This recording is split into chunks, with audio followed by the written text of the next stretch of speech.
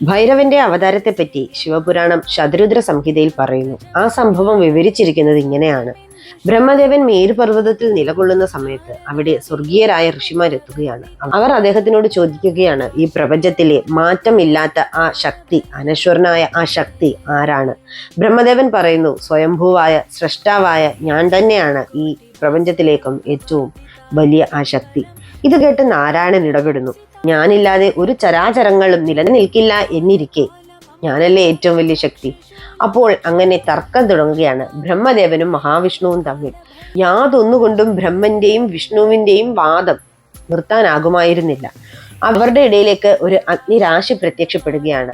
അതിൽ നിന്നും ഒരു പുരുഷ രൂപവും തെളിഞ്ഞു വന്നു. നെറ്റിയിൽ മൂന്നാമത്തെ കണ്ണും കയ്യിൽ ത്രിശൂലവും ഏന്തിയ ആ രൂപം അവർക്ക് തെളിഞ്ഞു കാണാനായി.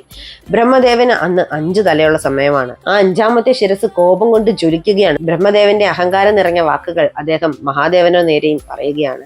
രുദ്ര, നിന്നെ സൃഷ്ടിച്ചതും ഞാനാണ്, നീ എന്നിൽ അഭയം തേടുക. ഇത് കേട്ട് ശിവഭഗവാൻ കോപിഷ്ഠനാകുകയാണ്.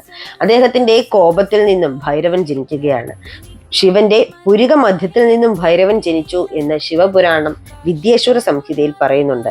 അതീവ തേജസാർന്ന ഭൈരവൻ പ്രത്യക്ഷമായതോടുകൂടി മഹാദേവൻ ഭൈരവന് നിർദ്ദേശം നൽകുകയാണ്, ആദ്യം നീ ബ്രഹ്മദേവന്റെ അഹന്ത നീക്കണം.